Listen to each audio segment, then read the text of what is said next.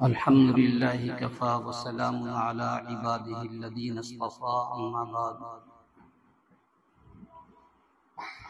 أعوذ بالله من الشيطان الرجيم بسم الله الرحمن الرحيم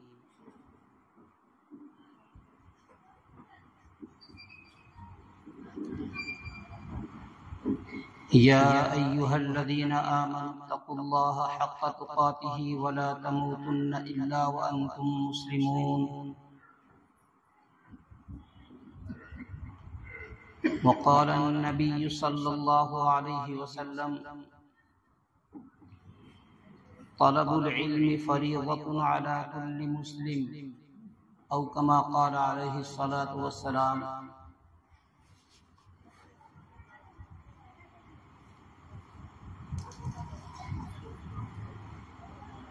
محترم بزرگوں، دوستوں اور حاضرین مجلس،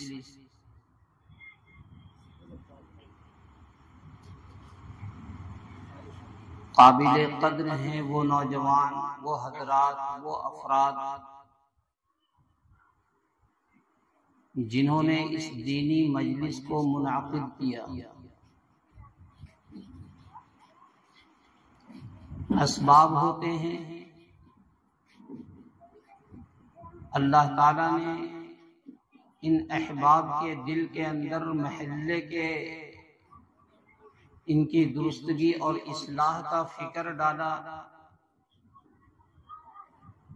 قوم و ملت کی اصلاح کے لیے ان کے دل کے اندر درد اور امنگ پیدا ہوا، اور انہوں نے دینی مجلس منعقد کی۔ اللہ تعالیٰ انہیں جزائے خیر عطا فرمائے، اور ایسی مجلس تو ہونی بھی چاہیے۔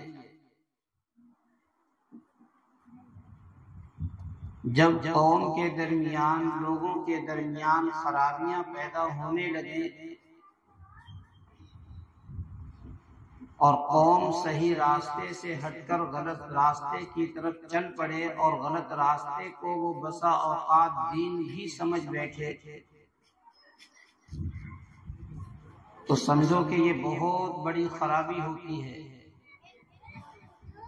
اللہ کے مخصوص بندے ہوتے ہیں کہ جن کے دل کے اندر اس بات کا درد پیدا ہوتا ہے اور وہ اس درد کو محسوس کرتے ہیں اور قوم کی اصلاح کا فکر لے کر قدم اٹھاتے ہیں۔ اور یہ خصوصیت صرف اور صرف نبی آخر الزمان صلی اللہ تعالی علیہ وسلم کی امت کی ہے، اور امتوں کے اندر یہ بات پائی نہیں جاتی۔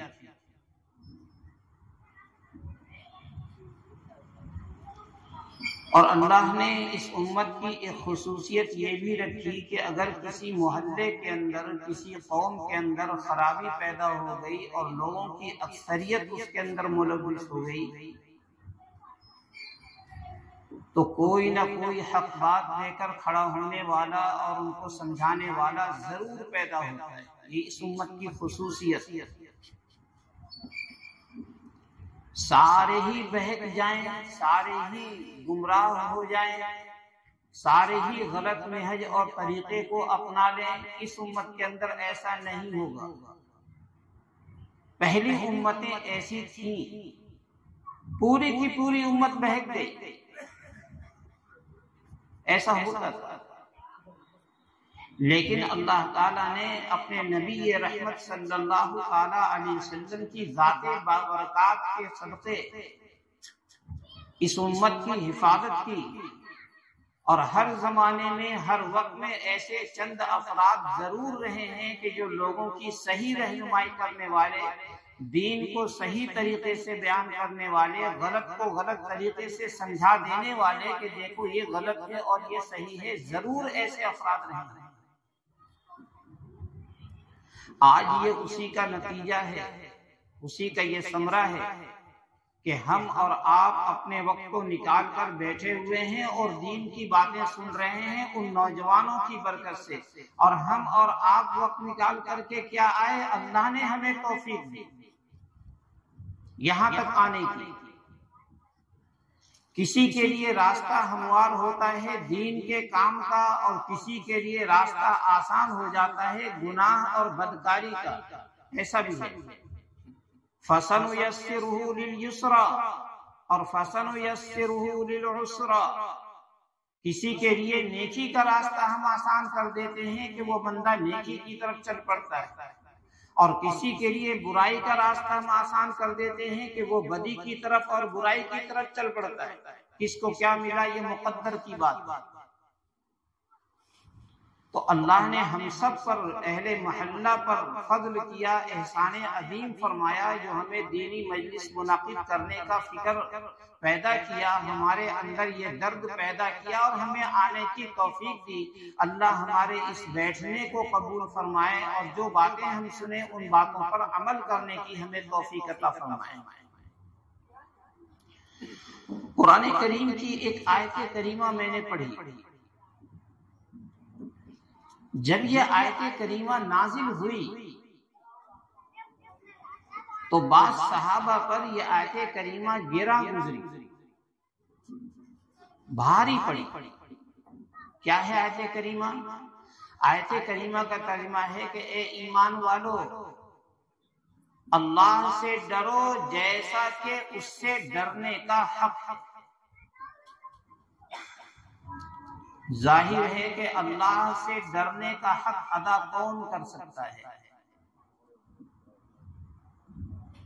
اور اللہ سے ڈرنا، اللہ کا تقوی، اللہ کی خشیت، اللہ کا خوف، اللہ کا ڈر ایک ایسی عظیم دولت ہے کہ جس بندے مومن کے اندر اللہ نے یہ صفت پیدا کر دی، اس کی دنیا بھی بن گئی، اس کی آخرت بھی سنور گئی۔ اللہ کا ڈر۔ ڈر کا صرف یہ مفہوم نہیں کہ انسان اپنے کانوں کو پکڑے اور اپنے منہ پہ تھپڑ مار لے اور کہے میں تو اللہ سے ڈرتا ہوں۔ اللہ سے ڈرنے کا وصف اور صفت حقیقت میں اس کے اندر اگر پیدا ہوتی ہے تو اس کے اعمال سے اس کا اظہار ہو جاتا ہے، اس کے عمل و کردار کے ذریعہ، عادات و اخلاق کے ذریعہ پتہ چل جاتا ہے کہ یہ اللہ سے ڈرنے والا ہے یا نہیں۔ انسان اپنی زندگی کا کوئی سا بھی عمل، چاہے وہ عبادات کے اعتبار سے ہو، معاشرت کے اعتبار سے ہو، اخلاقیات کے اعتبار سے ہو، بیع و شراء اور لین دین کے اعتبار سے ہو، کوئی سا بھی معاملہ ہو، ہر عمل کے ذریعہ پتہ چل جاتا ہے کہ اس کے اندر خشیت خداوندی ہے، اس کے اندر صفت تقوی ہے، اس کے اندر اللہ کا ڈر ہے۔ ورنہ ایک نماز پڑھنے والا نماز پڑھتا ہے، روزہ رکھنے والا روزہ رکھ رہا ہے، زکوٰۃ دینے والا زکوٰۃ دے رہا ہے، دیگر عبادتیں کرنے والے دیگر عبادتیں کر رہے ہیں، لیکن اس کے باوجود گناہوں کا صدور ہو رہا ہے، گناہ بھی وہ کر رہے ہیں۔ کیوں؟ اس لیے کہ جس طریقے سے وہ عبادت ہونی چاہیے، جس طریقے سے وہ صفت تقوی ہونی چاہیے، جس طریقے سے اللہ کا ڈر اور خوف اس کے اندر ہونا چاہیے، وہ صفت اس طریقے سے اس کے اندر موجود ہے ہی نہیں۔ نماز ہوگی صحیح طریقے سے وہ ادا کر رہا ہے، پورے آداب کی رعایت کرتے ہوئے، یقیناً نماز تو ایسی چیز ہے، ایسی شے ہے کہ ان الصلاۃ تنہی عن الفحشاء والمنکر، نماز انسان کو بے حیائی سے، بدکاری سے، غلط کاموں سے روک دیتی ہے، منکر سے اسے روک دیتی ہے، باز رکھتی ہے۔ ایک نمازی نماز پڑھ رہا ہے اور پھر بھی گناہ کے کام کر رہا ہے، وہ نماز صحیح طریقے سے ادا نہیں کر رہا، نماز کی جو آداب ہیں وہ آداب کی رعایت نہیں کر رہا۔ حضرت جنید بغدادی بڑے پائے کے بزرگ، ساری دنیا جانتی ہے، رحمت اللہ علیہ،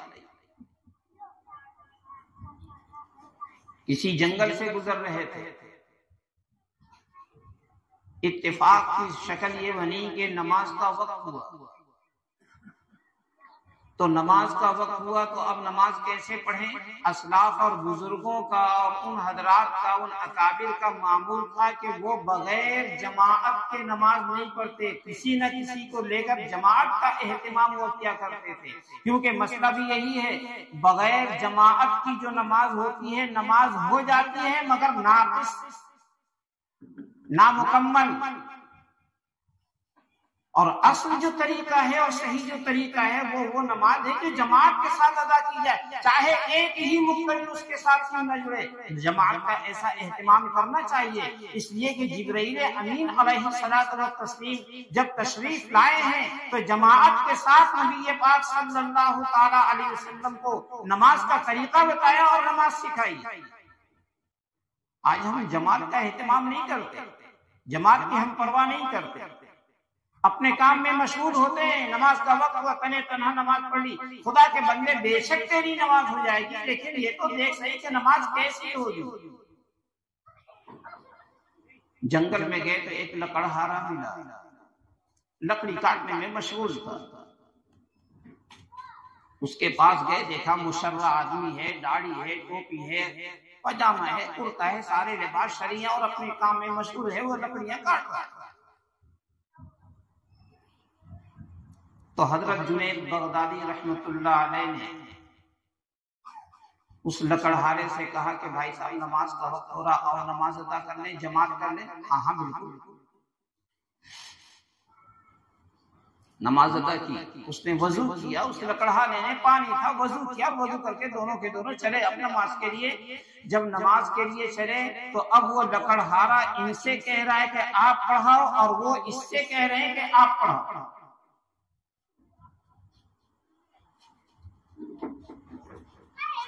چاروں ناچار ایسا ہوا اتفاق کے لکڑہارے کو ہی آگے بڑھنا پڑا امامت کرنے کے لیے، نماز پڑھانے کے لیے۔ وہ آگے بڑھ گئے، مصلی پہ نماز پڑھائی، بڑی لمبی نماز پڑھائی، بڑی لمبی نماز پڑھائی، قیام کیا بڑا لمبا قیام، قرات کی بڑی لمبی قرات، رکوع کیا تو لمبا رکوع، سجدے کیے تو لمبے سجدے کیے، قوما کیا لمبا قوما کیا، بڑی لمبی اس کی عبادت ہوئی، بڑی لمبی نماز ادا کی۔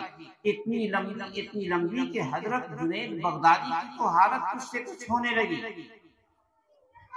اتنی لمبی نماز پڑھائی، لیکن اعتراض نہیں کیا کہ کیوں اتنی لمبی نماز پڑھائی۔ آج اگر حضرت امام صاحب ہماری تھوڑی سی نماز لمبی 2 منٹ کی کر دیں تو ہم شکایت کرنا شروع کر دیتے ہیں، ہم اپنی حالت زار ہم بیان کرنا شروع کر دیتے ہیں کہ بتا امام صاحب نے اتنی تمیز نہیں، اتنی لمبی نماز پڑھا دی۔ دیگر امور میں مشغول ہونے میں ہمارا وقت چاہے کتنا ہی لگ جائے کوئی شکایت نہیں، امام صاحب کی نماز اتنی لمبی کیوں ہو گئی، یہ شکایت ہوتی ہے۔ میرے بھائی ایک بات یہاں پر رہ کر ذہن میں رکھو، نبی پاک صلی اللہ تعالی علیہ وسلم نے سورتوں کی تعیین فرما دی کہ یہ سورتیں ہیں کہ جو فجر کی نماز میں، یہ سورتیں ہیں جو ظہر میں، جو عصر میں، جو مغرب میں اور جو عشاء میں پڑھنی ہے۔ لمبی گفتگو کی جاتی ہے، مسئلے مسائل کے اعتبار سے بڑی لمبی بات ہوتی ہے کہ یہ طوال مفصل ہے یا قصار مفصل ہے یا اوساط مفصل ہے، یہ سورتوں کی ترتیب ہے۔ امام صاحب اس سورتوں کی رعایت کرتے ہوئے نماز میں اگر قرات کر رہے ہیں، نماز کیسی بھی لمبی ہو جائے کسی مقتدی کو اعتراض کرنے کا حق ہی نہیں، لیکن ہاں امام کو مقتدی کی حالت کی رعایت بھی ضروری ہے، امام کو مقتدی کی حالت کی رعایت بھی ضروری ہے۔ کیا رعایت؟ اس لیے کہ ایک دفعہ حضرت معاذ بن جبل رضی اللہ تعالیٰ عنہ نے نبی پاک صلی اللہ تعالیٰ علیہ وسلم سے اپنی ایک بات رکھی تھی اور حضور نے پھر انہیں تنبیہ فرمائی تھی۔ ایک دفعہ حضرت نماز پڑھا رہے تھے اپنے محلے کی مسجد میں، حضرت معاذ ابن جبل رضی اللہ تعالیٰ اپنے محلے کی مسجد میں امامت کر رہے تھے، نماز پڑھا رہے تھے، نماز لمبی ہوئی، ایک صاحب جماعت سے الگ ہو کر اپنی الگ نماز پڑھی اور نماز سے فارغ ہو کر کے فوراً حضور کی خدمت میں حاضر ہوئے اور جا کر کے یہ شکایت رکھی کہ اللہ کے رسول میں ایک انی اصحاب نواضح، میں اونٹنی کے اوپر پانی بھر کر کے کھیت سیراب کرنے کا کام کرتا ہوں، باغات سیراب کرنے کا میں کام کرتا ہوں، یعنی میں کھیتی باڑی کرتا ہوں، محنت و مزدوری کرتا ہوں، اور صبح سے لے کر کے شام تک میں اسی کام میں رہتا ہوں، اور جب آتا ہوں نماز میں تو ہمارے بھائی معاذ ابن جبل اتنی لمبی نماز پڑھاتے ہیں کہ میں تھک کے چور ہو جاتا ہوں اللہ کے رسول۔ حضور نے حضرت معاذ ابن جبل رضی اللہ تعالی عنہ کو بلایا اور بلا کر کے تنبیہ فرمائی کہ آپ کی جماعت میں، آپ کی نماز کے درمیان میں بوڑھے بھی ہوتے ہیں، مشغول حضرات بھی ہوتے ہیں، کھیتی باڑی کرنے والے بھی ہوتے ہیں، کمزور اور صحت و تندرستی والے بھی ہوتے ہیں، آپ کو ہر ایک کی رعایت کرنی ہے، اے معاذ لوگوں کو فتنے میں مت ڈال دینا۔ تو اس واقعے سے، اس روایت سے اندازہ اور پتہ یہ چلتا ہے کہ امام کی بھی ذمہ داری ہے کہ وہ مقتدیوں کی حالت کی رعایت رکھے۔ جب انہوں نے نماز پڑھا دی، نماز سے فارغ ہوئے، تو حضرت جنید بغدادی رحمت اللہ علیہ نے اس لکڑہارے سے پوچھا کہ میرے بھائی اتنی لمبی نماز کیوں پڑھائی؟ آپ کو پتہ نہیں کہ نماز میں ہر طرح کے لوگ ہوتے ہیں؟ چلو آج تو نہیں، لیکن میں تو کمزور آدمی، میں تو بوڑھا آدمی، میں تو مشغول آدمی، آپ نے اتنی لمبی نماز کیوں پڑھائی؟ شاندار جواب دیا بزرگ، شاندار جواب دیا۔ لکڑہارے نے، کام کرنے والا ہے، کارپینٹر ہے، لکڑی کا کام کر رہا ہے، لیکن دیکھو تو صحیح کہ اس نے اپنی عبادت کہاں سے کہاں پہنچا رکھی ہے۔ اس لکڑہارے نے کہا کہ حضرت جب میں اللہ اکبر کہہ کر نماز شروع کرتا ہوں اور پھر میں قرأت میں اور قرآن کریم کے پڑھنے میں لگ جاتا ہوں، اس وقت تک میں قرآن کریم کا پڑھنا مکمل نہیں کرتا اور رکوع میں نہیں جاتا جب تک کہ مجھے غیب سے آواز میرے کان میں یہ نہیں آ جاتی ہے کہ اے لکڑہارے تیری قرأت قبول کر لی گئی۔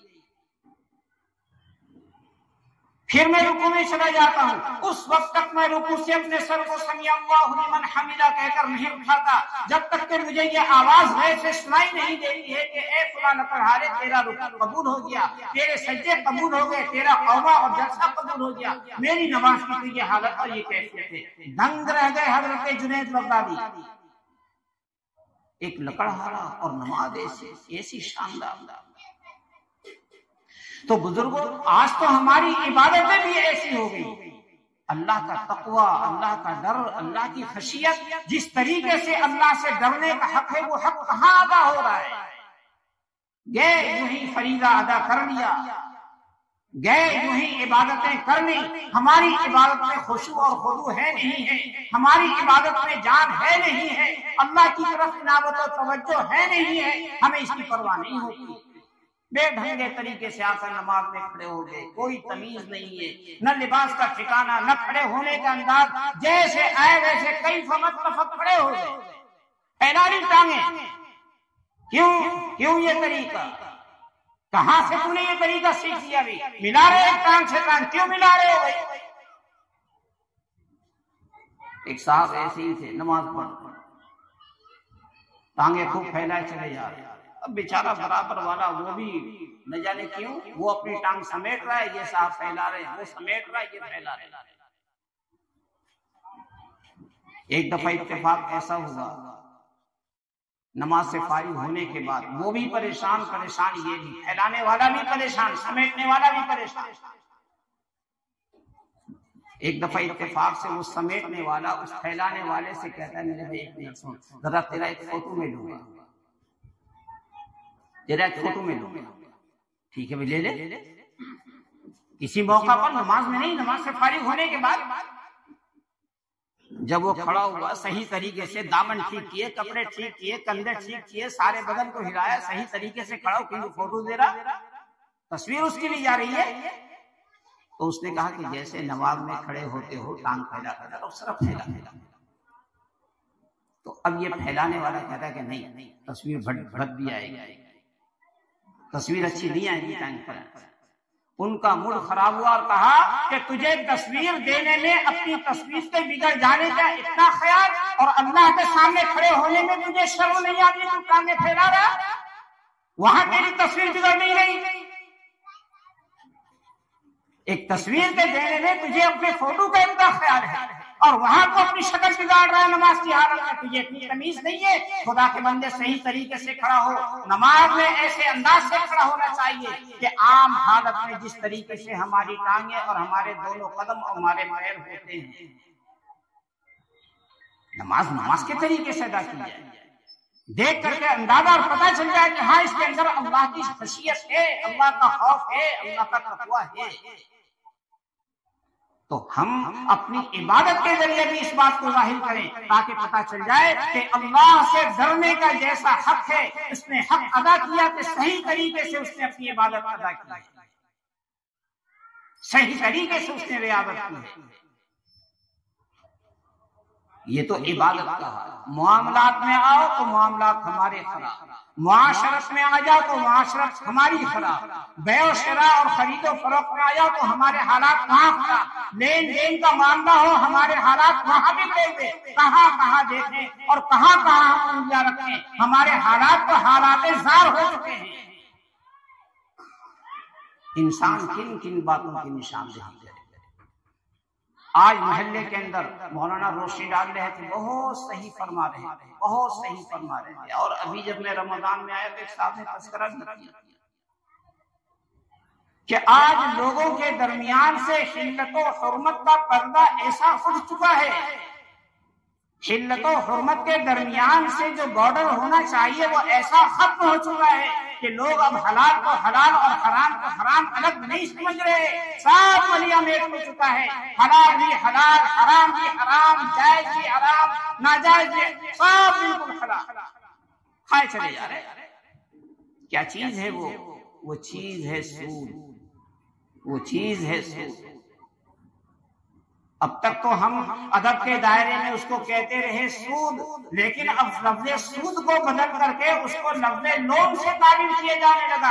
آج قوم و ملت لون کے پیچھے بھاگی چلی جائے۔ میرے بھائیو یاد رکھنا، چاہے سود کہو، چاہے لون کہو، چاہے بیاج کہو، کچھ بھی کہہ لو، سود کا ایک ایک پیسہ حرام، سود کا ایک ایک پیسہ حرام، ایک حرام پیسہ بھی ہمارے پیٹ میں گیا ہماری ساری عبادت رائے اور دیتا۔ اور اس کے بارے میں تو سرور کائنات صلی اللہ تعالی علیہ وسلم نے تو یوں ارشاد فرمایا کہ سود کا لینے والا، سود کا دینے والا، سود کے معاملے کو لکھنے والا، اس معاملے پر گواہی دینے والا، یہ سارے کے سارے جرم کے اندر برابر کے شریک جا رہی ہے قوم، جا رہی ہے۔ کیا کریں، بڑی مجبوری ہے، یوں لون لینا پڑ گیا۔ کون سی مجبوری ہے؟ مکان نہیں ہے، کیا کرائے کے مکان پہ لوگ نہیں رہ رہے؟ گاڑی نہیں ہے، کیا بغیر گاڑی کے لوگوں کی زندگی بسر نہیں ہو رہی ہے؟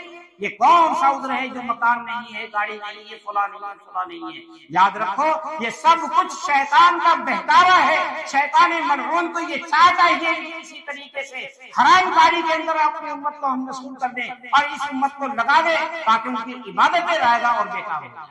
یہی وجہ تو ہے کہ اللہ کے رسول صلی اللہ تعالی علیہ وسلم نے فرمایا کہ ایک انسان آتا ہے دور دراز کے سفر سے اور اس کے چہرے کے اوپر گرد و غبار بھی ہوتے ہیں، مٹی آلود اس کے سر کے بال ہو رہے ہیں، اور آ کر کے ہاتھ اٹھا کر کے وہ دعائیں کر رہا ہے، اور حضور نے فرمایا بڑی لمبی چوڑی دعا کرتا ہے۔ حضور نے فرمایا کہ وَمَلْبَسُهُ حَرَامٌ وَمَطْعَمُهُ حَرَامٌ وَمَشْرَبُهُ حَرَامٌ فَأَنَّىٰ يُسْتَجَابُ لِذَٰلِكَ۔ اس کا کھانا حرام، اس کا پینا حرام، اس کا لباس حرام، کس طریقے سے اس کی دعا قبول ہو سکتی ہے؟ اس لیے میرے بھائیو آج ضرورت اس بات کی ہے کہ ہم اپنے آپ کو حرام رزق سے، حرام روزی سے، حرام غذا سے محفوظ رکھیں، دور رکھیں، اپنی اولاد کی حفاظت کریں، اپنے بیوی بچوں کی حفاظت کریں، کسی بھی طریقے سے ان کے پیٹ کے اندر حرام روزی نہ چلی جائے کہ جس کی بنیاد پر اثرات بھی ایسے ہی رونما ہو رہے ہیں جیسا کہ آج ہم اس کا مشاہدہ کر رہے ہیں۔ آج باپ بھی نادان، وہ بھی شکایت کر رہا ہے، ماں پریشان ہے وہ شکایت کر رہی ہے، بھائی بہن پریشان ہے وہ شکایت کر رہے ہیں۔ کس بات کی شکایت؟ کے اولاد کہنا نہیں مانتی۔ ارے میرے بھائی جیسا رزق تو کھلائے گا اور جیسی روزی ان کے پیٹ میں تو ڈالے گا، اثرات تو ایسے ہی پیدا ہوں گے، اثرات تو ایسے ہی پیدا ہوں گے۔ کیوں شکایت کرتا پھر رہا ہے؟ موٹی سی بات ہے، آپ کسی چیز میں چینی ڈالو، چینی کے اثرات آئیں گے، آپ اسی چیز میں مرچ ڈالو تو مرچ کے اثرات پیدا ہوں گے، ڈالو گے مرچ اور توقع امید رکھو گے کہ اس کے اندر مٹھاس پیدا ہو جائے گی، کیسے پیدا ہو سکتی ہے؟ یہ سوچنے والے کا پاگل پن اور اس کی دیوانگی ہے۔ حجاج ابن یوسف ایک ظالم گزرا، حجاج ابن یوسف ظالم بادشاہ گزرا، ظالم تھا لیکن بڑا سمجھدار بھی تھا، ذہین آدمی تھا، مگر تھا پکا ظالم۔ کیسا ظالم، اس کی اس میں مثال دوں پھر اگلی بات بتاؤں۔ ایک دفعہ اس نے ایک نوجوان کا قتل کر دیا، اور وہ نوجوان اپنی بوڑھی ماں کا ایک ہی لڑکا، جب وہ نوجوان، ماں بوڑھی ہے، ضعیف ہے، لاٹھی کے اور ڈنڈے کے سہارے چل رہی، مرڈر کرا دیا، قتل ہو گیا اس کا۔ ایک روز اتفاق سے وہ ظالم بادشاہ اپنے لاہور لشکر کے ساتھ شام کے وقت نکلا، اور عجیب اتفاق کہ وہ بوڑھی عورت ادھر سے سامنے کی طرف سے لاٹھی کے سہارے، ڈنڈے کے سہارے چلی آ رہی۔ دیکھو اس کی سمجھداری، حجاج بن یوسف کی عقل مندی اور سمجھداری، کیسا ذہین آدمی، چلی آ رہی ہے، چلی آ رہی ہے۔ حجاج نے دیکھا اس بڑھیا کو تو پہچان گیا کہ یہ وہی ہے کہ جس کے بیٹے کا میں نے مرڈر کرا دیا۔ کھڑا ہوا، ساری فوج کھڑی ہو گئی، سامنے سے بڑھیا آئی تو یہ ظالم بادشاہ اس سے پوچھتا ہے، اس بڑھی عورت سے، کہ یہ بتا کہ میں تیری نظر میں کیسا ہوں؟ اس ظالم نے پوچھا تو ظاہر ہے جس کے نوجوان بیٹے کا مرڈر کرا دیا ہو، وہ بوڑھی ماں جس کا اکلوتا بیٹا اور وہ بھی دنیا سے چل بسا ہو، تو کیا وہ اس ظالم اور اس قاتل کی تعریف کرے گی؟ تو اس نے عربی میں ایک جملہ کہا، انت العادل انت القاسط۔ عادل اور قاسط یہ دو لفظ کہے، آپ عادل ہو، آپ قاسط ہو۔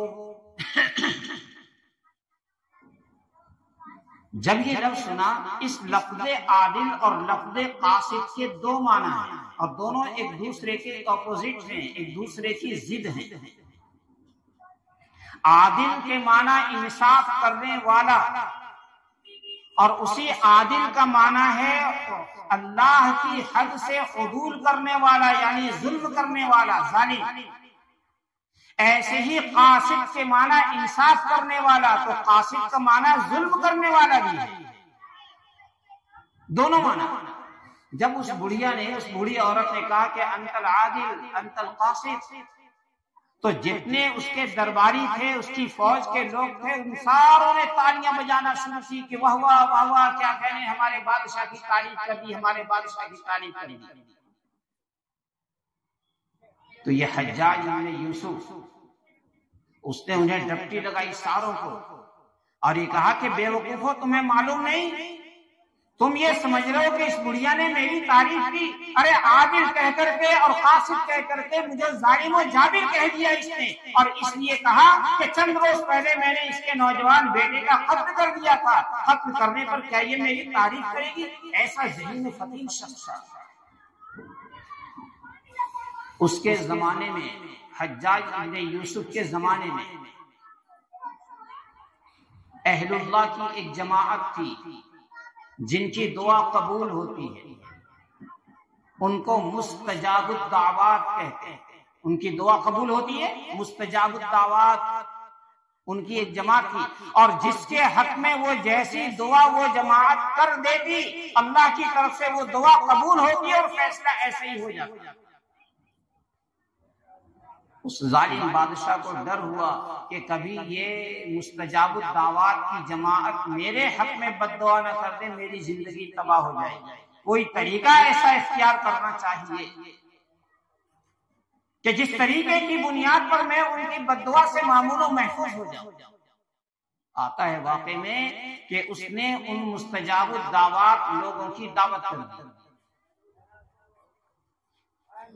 جن کی دعا قبول ہو رہی ہے، ایسی جماعت کی، ان اہل اللہ کی، اللہ والوں کی، اس ظالم بادشاہ نے دعوت کر دی۔ اور دعوت میں سارا کا سارا انتظام اس نے اپنے ظالم اور جابر طریقے سے اس نے کیا تھا کہ ظلم کے پیسے اس نے حاصل کیے تھے، یعنی حرام پیسوں کے ذریعے دعوت کا انتظام کیا۔ ان اہل اللہ بیچاروں کو کیا پتا، آئے اور آ کر کے کھانے سے فارغ ہو کر کے دعا کیا، دعا کر کے وہ چلے۔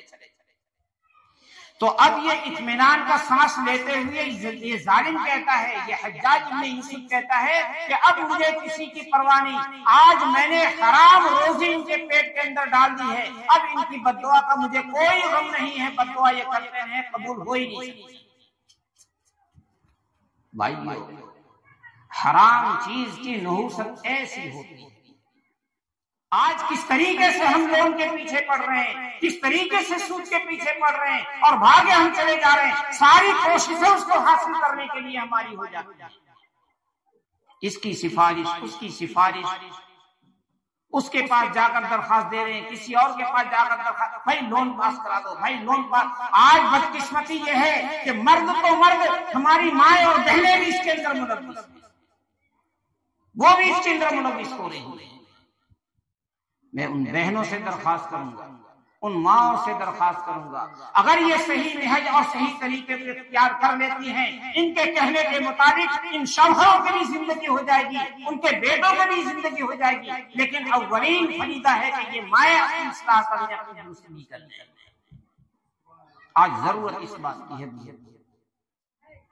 ورنہ مائیں بہک رہی ہیں، بہنیں بگڑ رہی ہیں، بیٹیوں کے بےراہوی ان کے اندر پیدا ہو رہی ہے۔ یہی وہ ساری چیزیں ہیں جو ہمارا ماحول پراگندہ ہو رہا ہے، ہمارا ماحول خراب ہو رہا ہے، معاشرہ بگڑ رہا ہے، اور نہ جانے کیا کیا خرابیاں پیدا ہو رہی ہیں کہ جن کا ہم تصور نہیں کر سکتے۔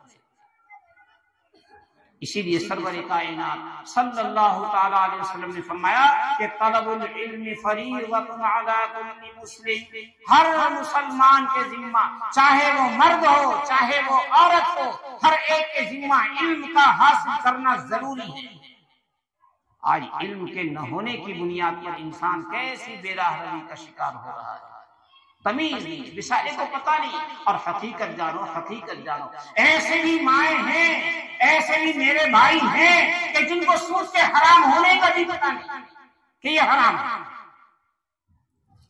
ان کے اس کی بھی تمیز نہیں ہے بزرگ، ایسے بھی۔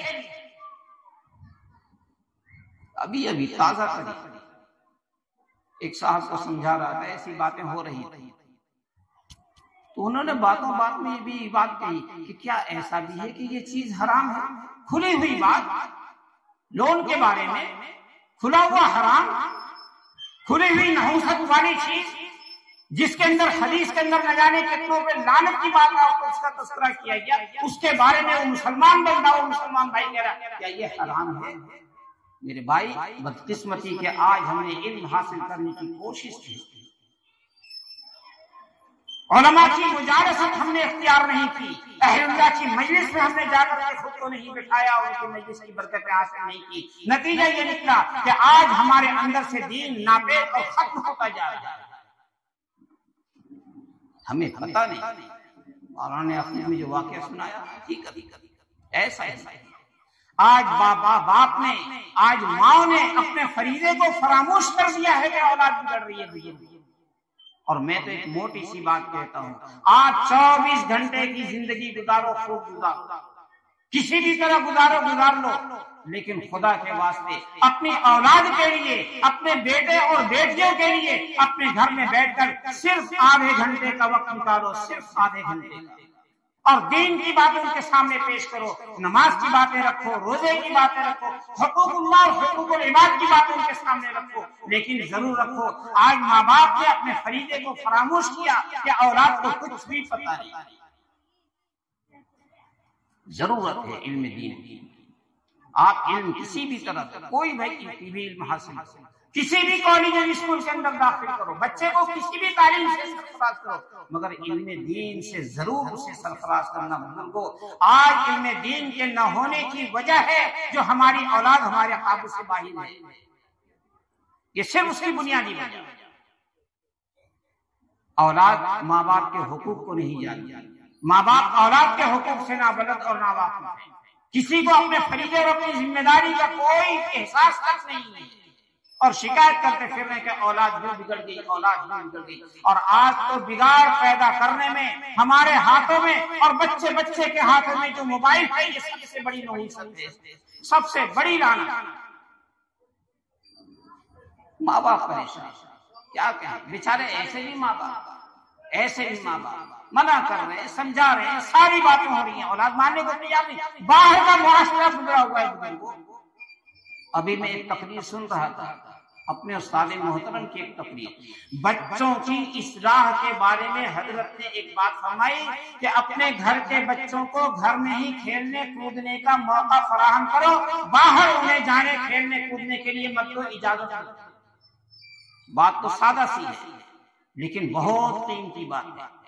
آج ہمارے بچے ہم شوق سے انہیں چھوڑ دیتے ہیں اور شوق سے انہیں اجازت دے دے، جا ذرا کھیل کر آ جا ذرا ساتھیوں کے ساتھ کھیل کود کر رہے، جا ذرا ٹائم پاس کر کے آ جا. اسی ٹائم پاس کرنے کا نتیجہ یہ ہوا کہ سب کچھ پاس کر کے وہ آ رہے ہیں، ہو گئے پاس. اب ماں بھی پریشان، باپ بھی پریشان، سب پریشان ہیں، اہل خانہ پریشان ہے. وہ تو سننے کو تیار نہیں. ارے میں کیسے سنے؟ تُو نے تو سننے کے باہر کو سے موقع دیا. میرے بھائیوں، اس بات کا احساس آج اپنے اندر پیدا کرنے کی ضرورت ہے. ماحول اور معاشرے کو بنانے کی ضرورت ہے اور اس بات کی بھی ضرورت ہے کہ کسی بھی طریقے سے ہو ہم سب کچھ کریں لیکن اپنے آپ کو، اپنی اولاد کے لیے کچھ نہ کچھ وقت ضرور ہم نکالیں کہ جس میں اپنی اولاد کا ہم فکر کریں، ان کی اصلاح کا فکر کریں. دوسری ایک بنیادی بات ہے، ایک بنیادی بات. آج ہمارا اور آپ کا تعلق قرآن کریم سے بھی دور ہوتا جا رہا ہے، جس کا یہ خاص اثر ظاہر ہوا اور خاص نتیجہ یہ نکلا کہ آج ماں بھی پڑھنا نہیں جانتی، باپ بھی قرآن کریم پڑھنا نہیں جانتا، اولاد بھی بے بہرا ہو گئی. ارے وہ قرآن کریم جو ہمارا ایمان ہے، وہ قرآن کریم جو اللہ نے ہم سب کے لیے ہدایت کا نمونہ اور ہدایت کا ذریعہ بنایا، وہ قرآن کریم جو ہمیں صحیح راستے کی تلقین کرتا ہے، آج اسی چیز کو ہم نے فراموش کر دیا. کیوں بے پڑھے لکھے ہو گئے بھائی؟ ابھی اسی رمضان میں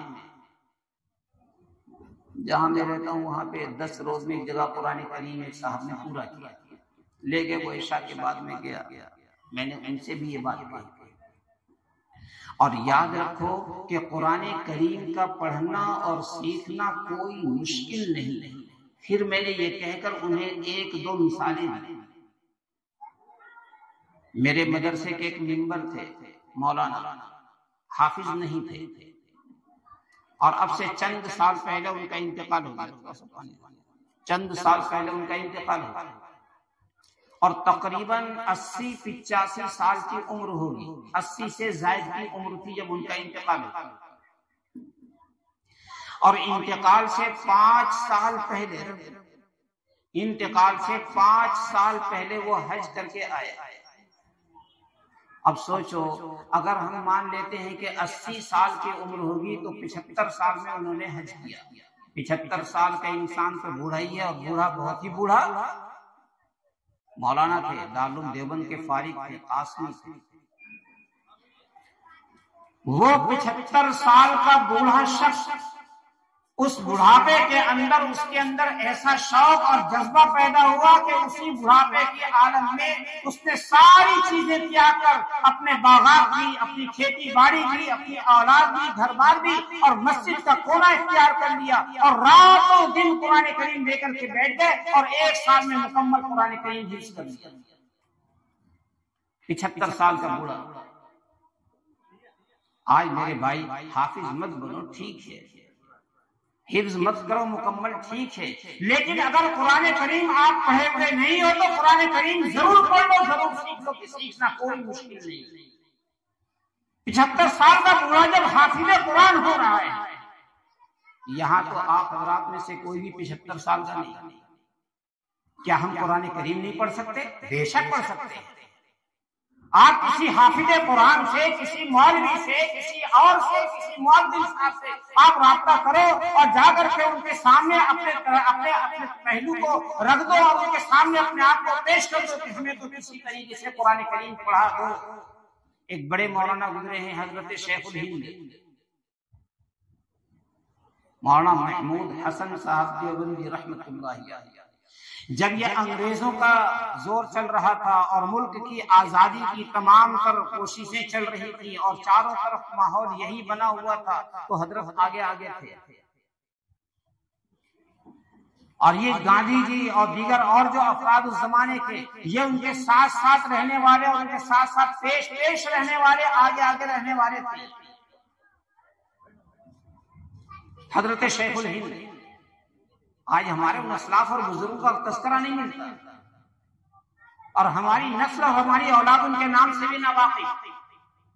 انگریزوں نے ان کو پکڑ کر جیل کے اندر کر دیا، اور ایک لمبی مدت تک، کئی سال تک وہ جیل خانے کے اندر مقید رہے، بند رہے۔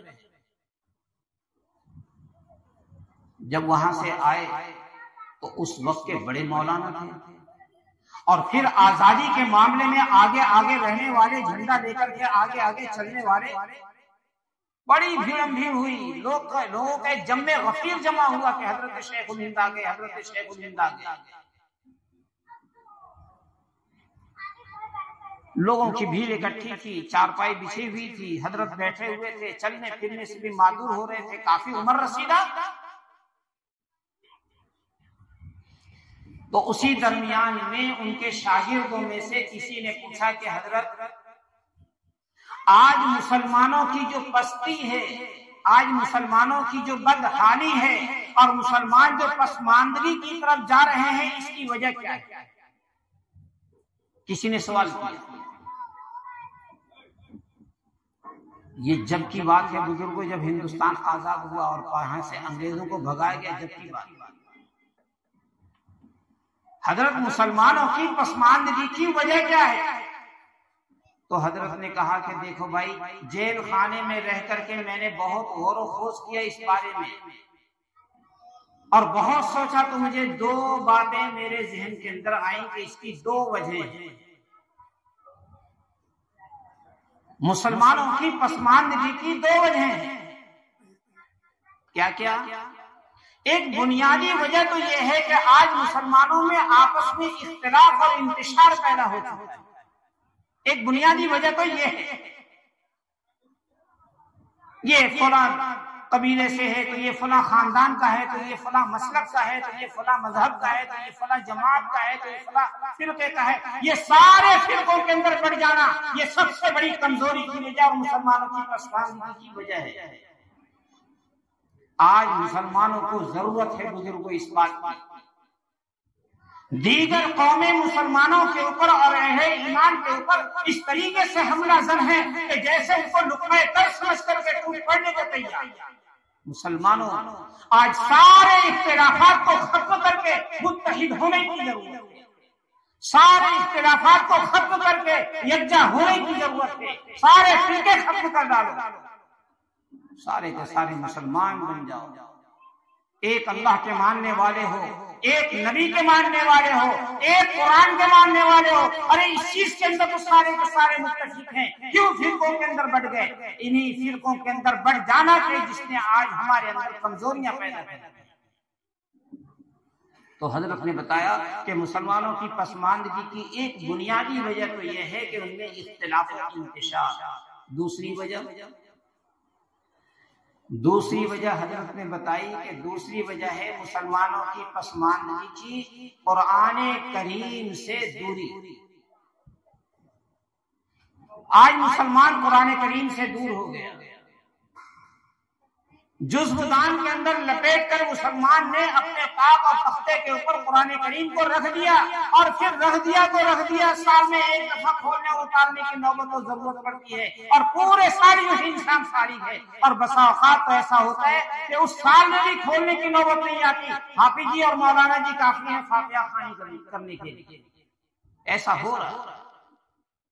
اس لیے بزرگوں، آپ تھوڑا سا وقت نکالیں، قرآن کریم کا سیکھنا اور پڑھنا اور اس کو یاد کرنا کوئی مشکل نہیں۔ میں کہتا ہوں کہ آپ حافظ قرآن مت بنو، حفظ مت کرو، لیکن خدا کے واسطے قرآن کریم کا پڑھنا ضرور سیکھیں۔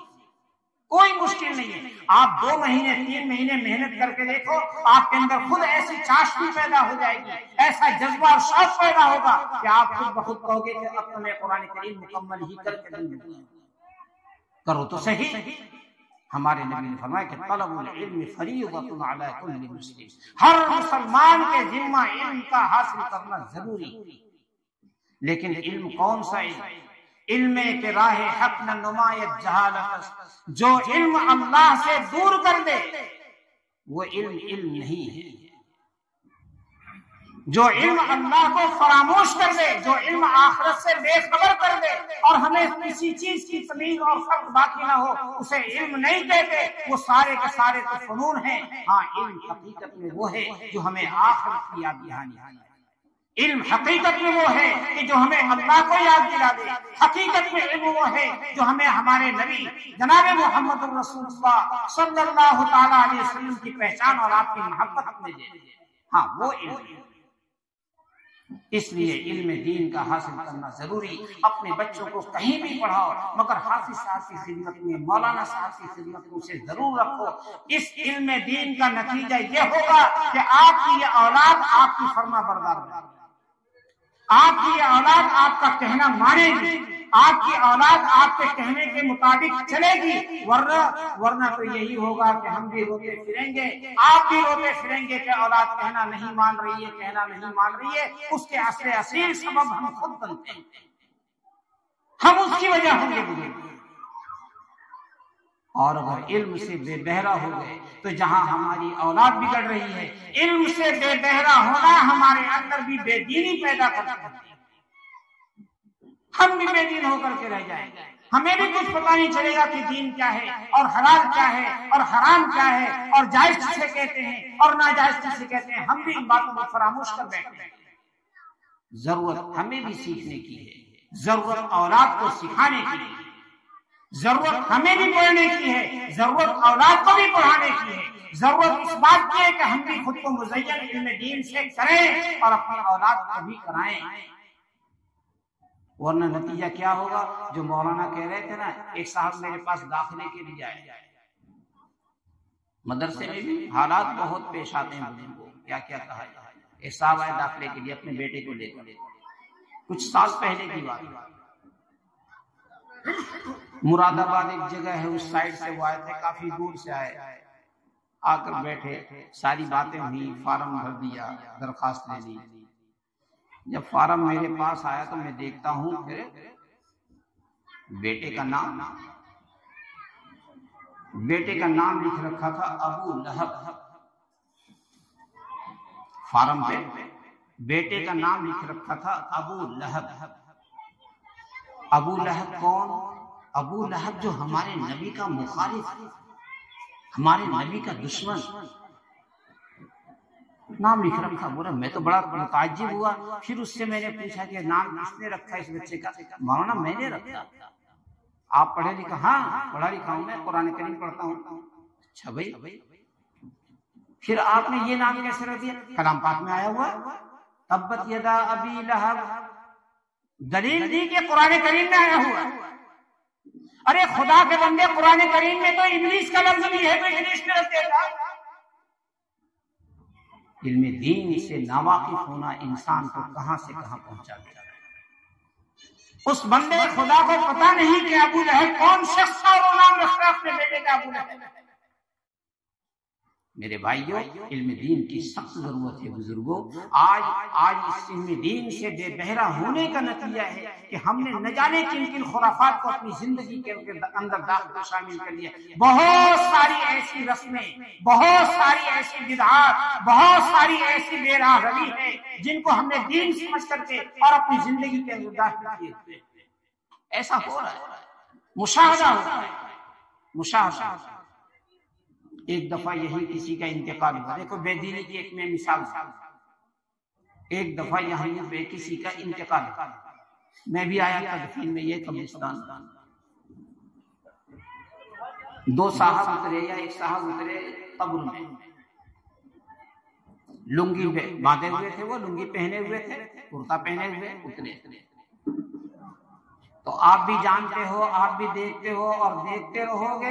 اگر ناواقفیت کی بنیاد پر کرو گے تو آپ بھی دیکھتے رہو گے اور ٹوکو گے اور کہو گے نہیں، آپ بھی منع نہیں کرو گے. جب اترنے لگے تو انہوں نے اپنی لنگی نیچے سے لے کر کے گانٹھ لگائی. ایسا ہوتا نہیں ہوتا. قبر میں اترنے والا اترتا ہے لنگی باندھے ہوئے، لنگی پہنے ہوئے، تو وہ فوراً لے کر کے نیچے گانٹھ لگاتا ہے. کیوں بھائی؟ وہ یہ سمجھتا ہے کہ قبر میں اتر رہا ہوں تو بے پردگی ہوگی، نیچے کی طرف سے بے پردگی ہوگی. ارے خدا کے بندے، تو اپنی عقل کے ذریعے کر کیا رہا ہے؟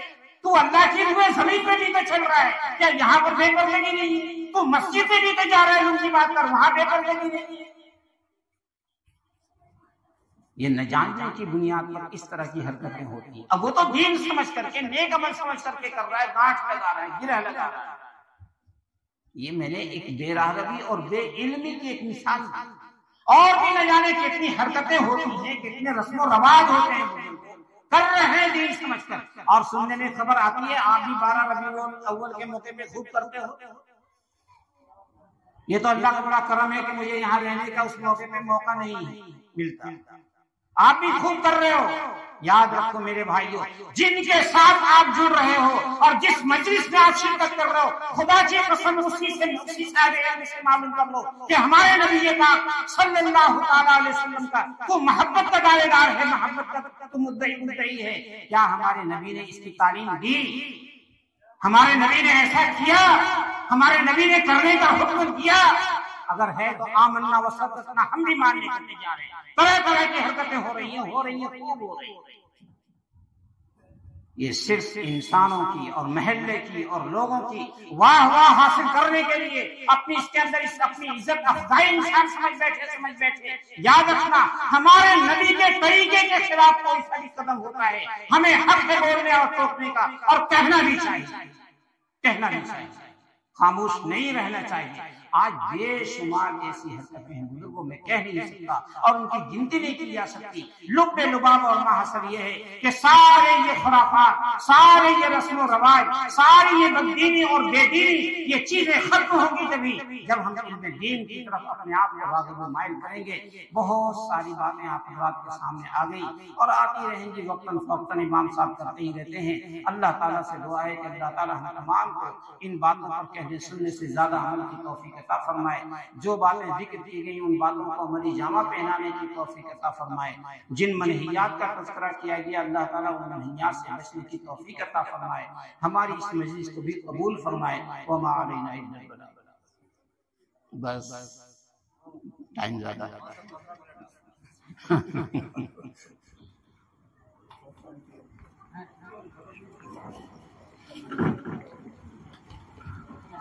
اب جمعے میں کر دیا امام صاحب. پردے کے بارے میں تو ضروری ہے، ہماری ماں بہنوں کو پتہ ہے کہ پردہ کیسا ہونا چاہیے. پردے کا خاص طریقے سے تو اہتمام بہت ضروری ہے، اور احساس کے ساتھ کبھی میں نے تذکرہ کیا تھا اس سے پہلے بھی کہ پردہ جیسا ہونا چاہیے وہ پردہ ہمارے یہاں، ہمارے اس محلے کے اندر اور محلے کے علاقے میں وہ پردہ نہیں. پردہ کیا چیز ہے؟ شریعت اسلامیہ نے ایک عورت کو بہت اعلیٰ مقام عطا فرمایا ہے، بہت اعلیٰ، بہت اونچا مقام، اور اس کے جسم کو اتنا قیمتی بنایا کہ کسی غیر کی نظر بھی نہ پڑ جائے. اتنا قیمتی، کوئی غیر اس کو پکڑے، کوئی غیر اس سے باتیں کرے، یہ تو بہت دور کی بات ہے. کسی غیر کی نظر بھی نہ پڑے، اور یہ حکم قرآن کریم نے دیا. دیکھو نبی کی بیویاں، ہمارے نبی کی جو ازواج بیویاں ہیں امہات المومنین ان کو کہتے ہیں، یعنی تمام مومنین کی مائیں. قرآن کریم میں ایک جگہ تذکرہ ہے کہ اے ایمان والو، جب ان امہات المومنین نبی کی بیویوں سے جو تمہاری مائیں ہیں ان سے کوئی چیز لینا چاہو، بات کرنا چاہو، من وراء حجاب، پردے کے پیچھے سے.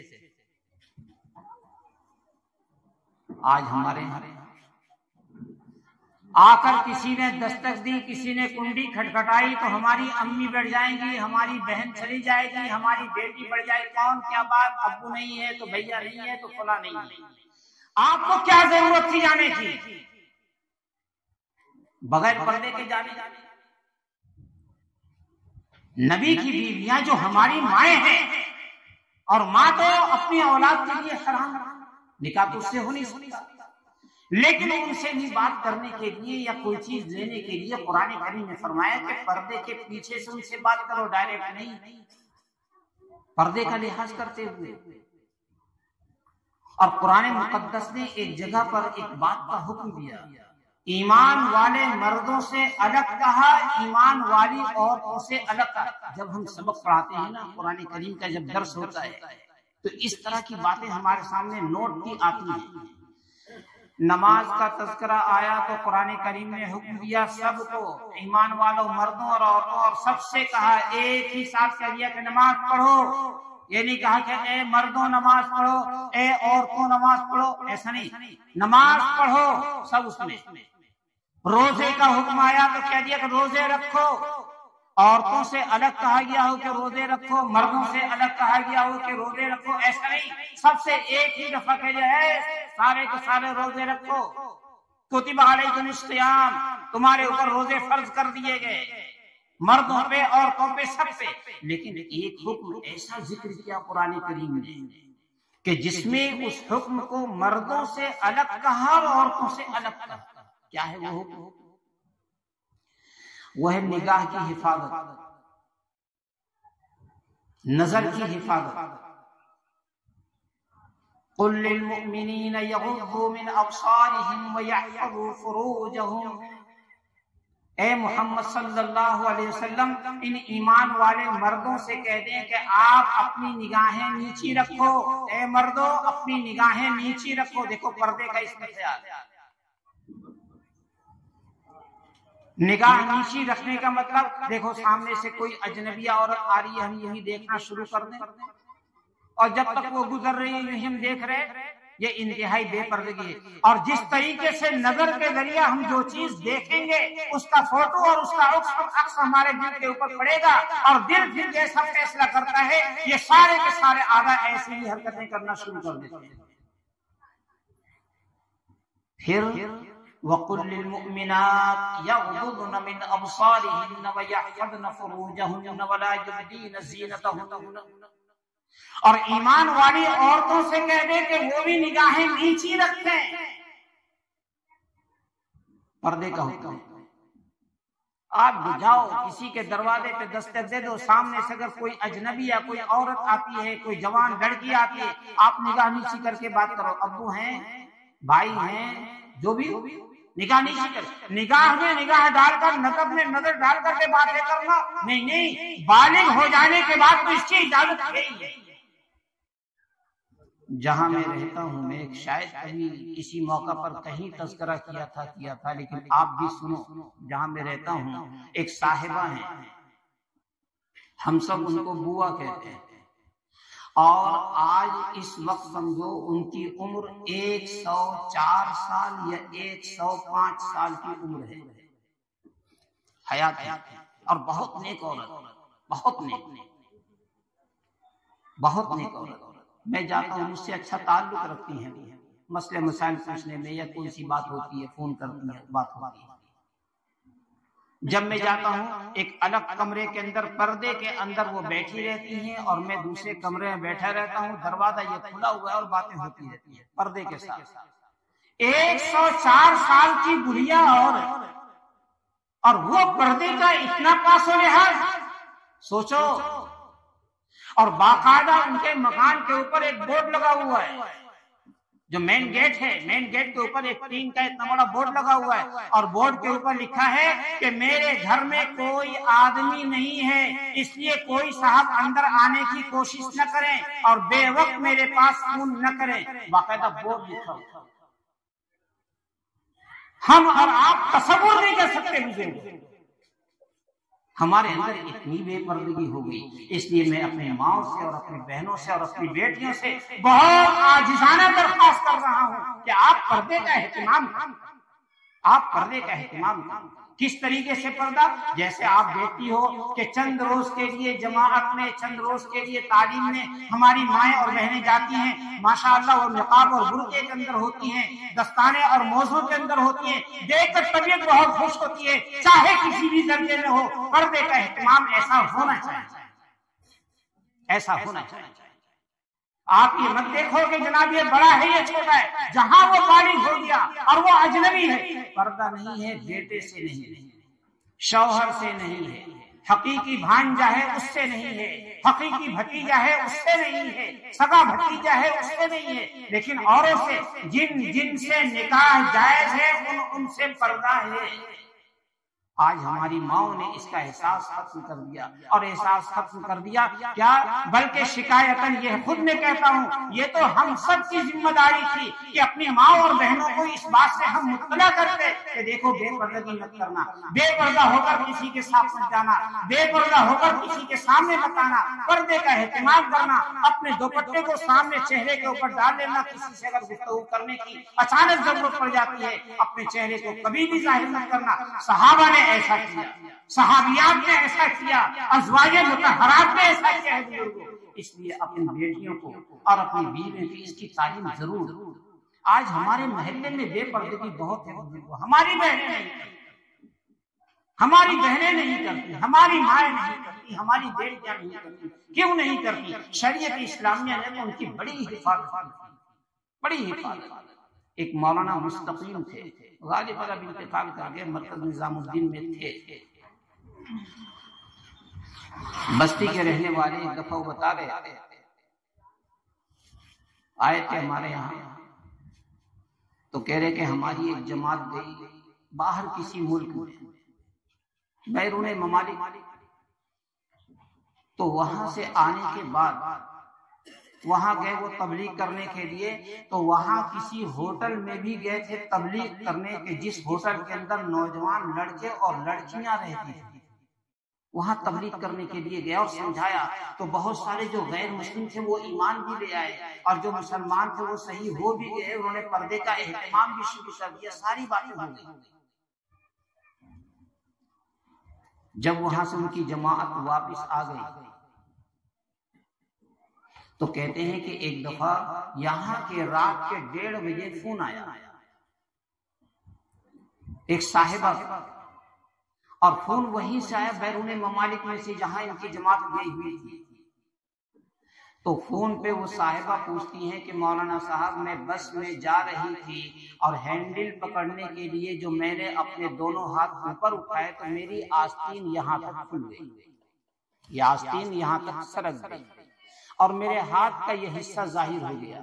مولانا صاحب مجھے نیند نہیں آ رہی ہے اور ذہن کے اندر بار بار ایسا خیال پیدا ہو رہا ہے، مولانا یہ اچانک میرا اتنا ہاتھ کھل گیا تھا، کبھی کل قیامت کے روز اللہ میرے اس ہاتھ کو جہنم کی آگ میں تو داخل نہیں کرے گا کھل جانے کی وجہ سے۔ ایک بے حیائی اور فحاشی کے اندر رہنے والی ایک عورت کو سمجھایا گیا اور دین کا جذبہ اس کے اندر ایسا پیدا ہوا کہ اب اچانک آگ کے کھل جانے سے جہنم کی دہکتی ہوئی آگ اس کی نیند کو ظاہر کر رہی ہے۔ میری ماں اور بہنوں، آج ضرورت ایسے ہی احساس اپنے اندر پیدا کرنے کی ہے۔ اے اللہ، جتنی بے پردگیاں ہو گئی، جتنی بے حیائیاں ہو گئی، اے اللہ ہمیں اگلی زندگی کی توفیق ایسی دے دے کہ ہم بے پردگی کے ساتھ کسی کے ساتھ نہ جائیں۔ احساس اس بات کو پیدا کرنے کی سخت ضرورت ہے۔ اللہ تعالی ہم تمام کو عمل کی توفیق عطا فرمائے۔ وما علینا الا البلاغ۔ مولانا دعا کرو۔